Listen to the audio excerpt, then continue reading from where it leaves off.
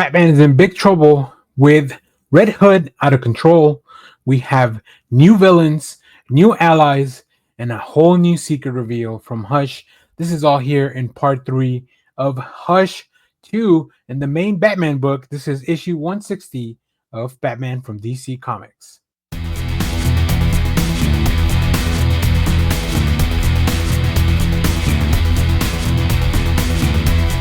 Hello everyone, Dan here from the Next Issue Podcast. On today's video, we're going to be doing a review for Batman 160, part 3 of the Hush 2 storyline. I know that's a mouthful. I know that's a lot. Man, this book is quite a ride. It's some interesting stuff that I think that let's talk about the creative team so I can tell you what they're doing. This is written by Jeff Loeb with art by Jim Lee, Scott Williams on inks, and Alex Sinclair on colors. Richard Starkings on letters. So, of course, the main team from the original Hush run is back for Hush 2.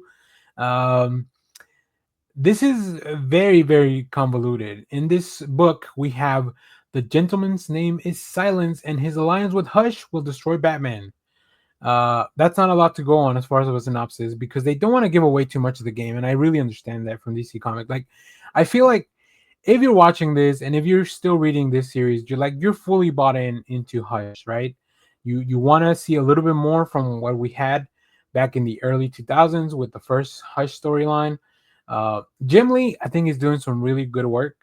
I haven't seen this level of penciling and inks from I think Lee and Williams are just doing such a bang up job to recapture the feeling of that original series, but also to display some new, I feel like new tricks are coming out of this book.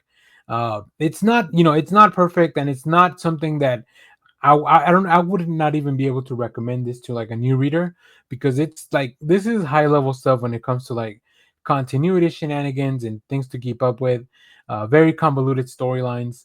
I feel like this book derails or ignores a little bit of the continuity that had been set up in really like the past few years of DC All In and everything that's been going on with Batman. But I think on its own, this just really stands alone very well.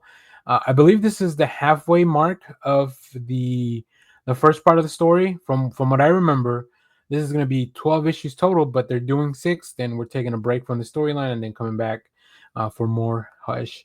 But yeah, new villains. Hush has never been somebody to work with this many people. So that's pretty interesting, which leads the Bat family to also have some uneasy alliances, which is really surprising here. So yeah, this book is fully high stakes. This is, all gas, no brakes. That this is something that you just got to go along for the ride and enjoy it. But like I said, Jim Lee doing some really good work, specifically when it comes to like some of the flashback sequences, showing us some like I said, new tricks. There's a lot of big explosions, a lot of action, character redesigns.